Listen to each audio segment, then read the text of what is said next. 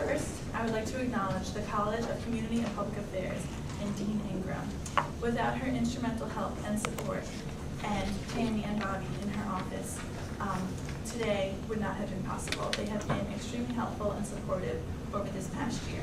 I would also like to thank Visions Federal Credit Union, who is the sponsor of today's reception. And last but not least, I would like to thank some very key community members under Mayor Ryan's administration, and along with some of his officials at the City of Binghamton, including Mary Harris, who's unable to be here today due to medical reasons, Omar Sanders, and Caroline Quidor. Well, our research project is called Catalyst for Enterprise Development at the Confluence, and it's an evolutionary development. Since my involvement in 2009 as a student in the class, which was under Catherine Fletcher, which was called the Partnership for Knowledge Entrepreneurship, I was first exposed to entrepreneurship. Before that, I didn't really have much of a chance to explore it, and it turned out to be very exciting to me, and connecting that with community development, making those connections, building a network. It was extremely important, and it was something that really stuck out to me, and I wanted to see what it was all about because it was new and different, and I really hadn't been exposed to it before. And so as a student in the class, 2009, then the following year I moved into a leadership role in which I was the course assistant for the class leading from the Confluence, and the teaching assistant of that course is also here today, Jody Epstein. And so I'd just like to thank Jody and Catherine for all of their help and mentoring. And my next person to thank is Dr. Diane Cruz, the instructor of this course, who's provided a lot of mentoring and guidance for me over the past few years. And it's been a pleasure to work with her. And it is also my pleasure to have been able to work with the students in this class. They've put in tremendous amounts of effort, and they've really inspired me to work hard and really dedicate and commit my time to them. And not only the students in the class, but Katie. Without her support, today would not have been possible. And with that, I'd like to just talk a little bit about the cross-pollination that occurs in this room. As a student myself in Harper, as a major in math, and with a unique minor in bioengineering, I'm very proud to say that next week I'll be able to walk into ceremonies, and I'll be able to be acknowledged for those efforts and the ability to cross-pollinate.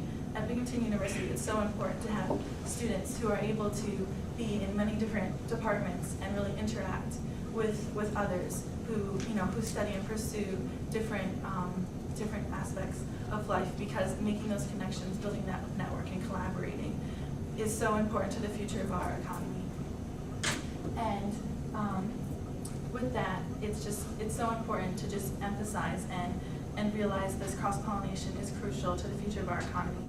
Okay, so I'd just like to talk a little bit about innovation and what exactly does this mean. So a culture of innovation, Richard Florida says that creativity is the driving force of economic growth, and that economic developers should focus on targeting these workers instead of the traditional focus on targeting companies. It's very important to realize that innovation and new ideas can foster new things in the economy. We're no longer in a manufacturing economy. We are now in a service economy, and creativity is key, and Richard Florida has emphasized this. In my own experiences this year in my senior design class for bioengineering, I had the opportunity to be pushed outside of my comfort zone and challenged, and it was definitely an exciting experience, thrilling at times, and there was a lot of work that went into it. But with my team of students, a cross-disciplinary team, we had the chance to innovate and to create a business plan and to start a company. And we really had the opportunity to overcome this fear of failure.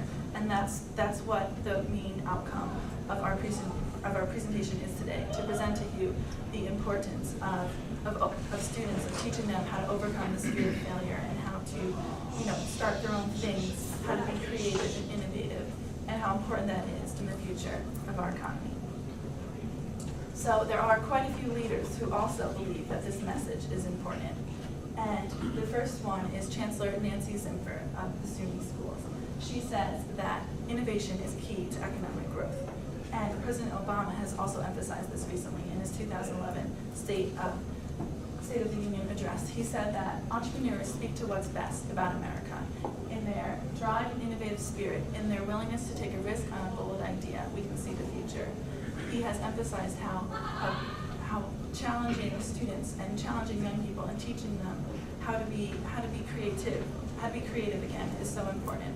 And I've also learned this throughout my years here at Binghamton. I would just like to acknowledge two of my professors in the bioengineering department who are here today, Dr. Ken McLeod and Dr. Leanne Lesperance, who have taught me and their students the importance of entrepreneurship and being creative. And they've recently proposed an Innovation and Entrepreneurship Institute in order to teach students these fundamental concepts to help them succeed in the future and to help grow our economy again. And they've really, they proposed this institute, and they're ready to start these workshops to teach students these fundamental concepts that are so important. And the institute has not yet been fully approved, but it's definitely in the works, and KIC 2020 is very supportive of it, and a lot of the students' recommendations are based upon this institute.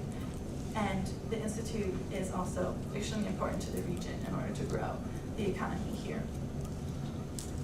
So next, onto our research project. So that was, generally just the background to provide the framework for why we wanted to pursue this idea of catalyst for enterprise development at the Confluence.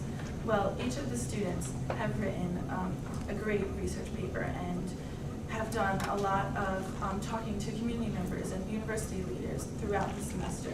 And they've really honed down and been able to grasp the knowledge from others that are older and wiser than them, and be able to come up with these very innovative and creative recommendations that we're really happy to share. So the first group is going to talk about innovative education. So how can we innovate within education, and why is this important? The second group will talk about livability. How do we create livable communities? And also, why is it important to be able to live in your community and work together? The next one is amenities in College Town. Here in Binghamton, we have Binghamton University, who's a major force of economic growth in the region. And we have the city of Binghamton, where we need to connect them, and we need to figure out how we're going to do that and highlight those important resources that we have here. The next major topic is financing an entrepreneurial pipeline. How are we going to finance these enterprises? How are we going to fund them? And lastly, we have this idea of a community and of a community and a university, and bringing them together as a community. How can we encourage this enterprise here? And without further ado, I would just like to introduce the KIC 2020 class and have our first group of students come up.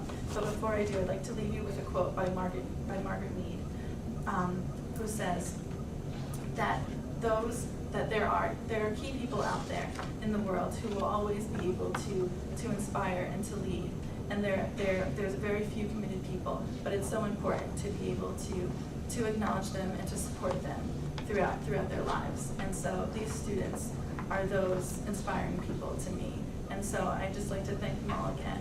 I'm so very proud of what they have to share with you. Getting a little emotional. And I just would like to thank them and welcome our first group. And Leah Ferentinos will be talking to you first. So thank you.